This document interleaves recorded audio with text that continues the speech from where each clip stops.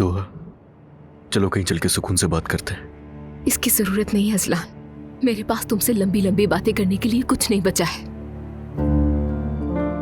तुम्हें हो क्या गया है? और बात कहां से कहां आ गई? वॉलपेपर से बात शुरू हुई थी और बीवी घर छोड़कर चली गई। अजलान, जानते हो तुम जिस बात को नहीं समझ पा रहे हो, सबसे अहम बात वही है, और ये मेरे फैसला लेने के लिए काफी थी। लग रहा है जैसे घर छोड़ने का फैसला पहले ही कर चुकी थी तुम। ये कहना ज्यादा बेहतर होगा कि मैं रुकने की कोशिश कर रही थी। इतनी छोटी सी बात पर हमारा रिश्ता खत्म कर दोगी? अजलान, हो सकता है कि ये तुम्हारे लिए छोटी बात हो, लेकिन मेरे लिए जिंदगी और मौत का मसला है। तुम मेरी इज्जत नहीं करते हो और मेरी मॉम के लिए कितनी गलत बातें की। तुम्हें क्या लगता है कि मैं आसान जिंदगी गुजार रहा हूं? अच्छी तरह अंदाजा है तुम्हें दुआ। जानती हो मैं तुम्हारे लिए अपने ही घर में क्या कुछ झेल रहा हूं कि तुम्हें दुख ना पहुंचे, तुम्हारी तबीयत खराब ना हो जाए, इसलिए मैं तुमसे कुछ कहता नहीं हूं दुआ।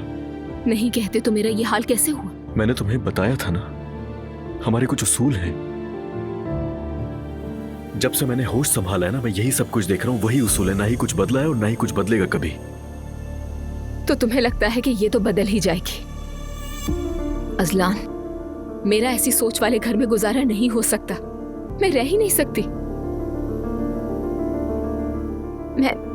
मैं तुमसे मोहब्बत करती हूँ, बहुत ज्यादा, लेकिन तुम्हारा भी अपनी फैमिली ही की तरह सोचना बहुत तकलीफ देता है मुझे। पहले तो तकलीफ नहीं हुई, तो अब अचानक क्यों? बताओ ना। इन बातों का कोई फायदा नहीं। मैं एक ऐसे घर में मजीद नहीं रह सकती जहां हर चीज हराम और मना हो। अब मेरे लिए बहुत मुश्किल है, मैं नहीं कर सकती। कभी कभी मोहब्बत भी काफी नहीं होती। जरा देखना मेरी तरफ। क्या यही अंजाम होना था हमारी मोहब्बत का? तो फिर अम्मी बाबा के सामने खड़े होकर कहो ना कि मेरी बीवी इस घर में खुश नहीं है और ना रह सकती है, हम अलग घर में जा रहे हैं। क्या हुआ अजलान?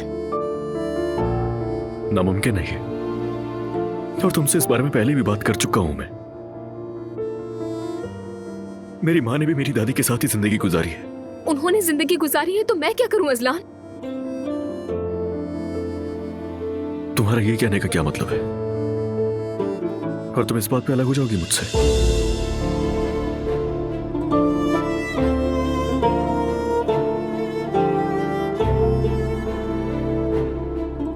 हाँ, क्योंकि मैं हर रोज गम सह सहकर अपने बच्चों को भी नुकसान नहीं पहुंचाऊंगी।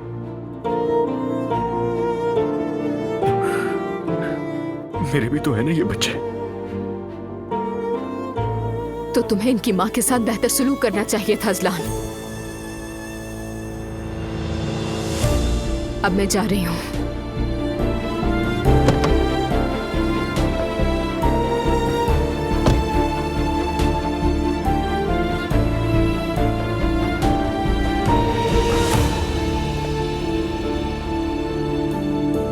हाँ बोलो अजलान। अंकल, मैंने दुआ से बात की कल। क्या कहा उसने? तलाक चाहती है वो। ठीक है, तुम फिलहाल दुआ पर ज्यादा दबाव मत डालो। अच्छा, वो क्या ज़ैनब साहिबा से बात की आपने? अभी नहीं की, मैंने कहा था ना थोड़ा सब्र करो। अंकल, किस बात का सब्र करूं मैं? दुआ घर नहीं आ रही और अम्मी और बाबा मुझसे रोज पूछ रहे हैं। उसकी क्या हालत है? मेरा दिमाग वहीं अटका हुआ है। और अब अजलान, थोड़ा रिलैक्स रहो लड़के। सबसे अहम बात तुम दोनों का इश्क है। अगर वो सच्चा है तो कोई तुम्हें जुदा नहीं कर सकता। तुम ऐसा करो कि सिर्फ दुआ को मनाने के लिए कोशिश करो। मैं भी कुछ सोचता हूँ। असल बात यह है कि ज़ैनब से सही वक्त पर बात करनी है। आप उनको अच्छी तरह जानते हैं। ऑफिस में मिलकर बात करते हैं, ठीक है? चलो ठीक है, ओके, खुदा हाफिज।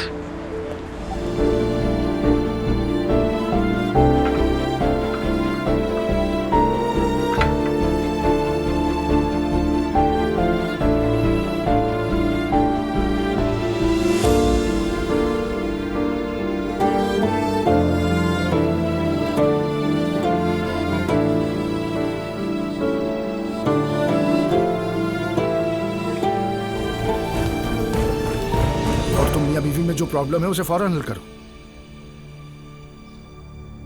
समझिए बाबा। पता नहीं इस घर के लोगों को क्या हो गया है। तौबा अस्तगफिरुल्लाह। बाबा, दुआ के जाने के बाद घर में बगावत का अलम बुलंद हो गया है। लेकिन देखें, एक नजर डालिए, हम कितने पुरअमन हैं।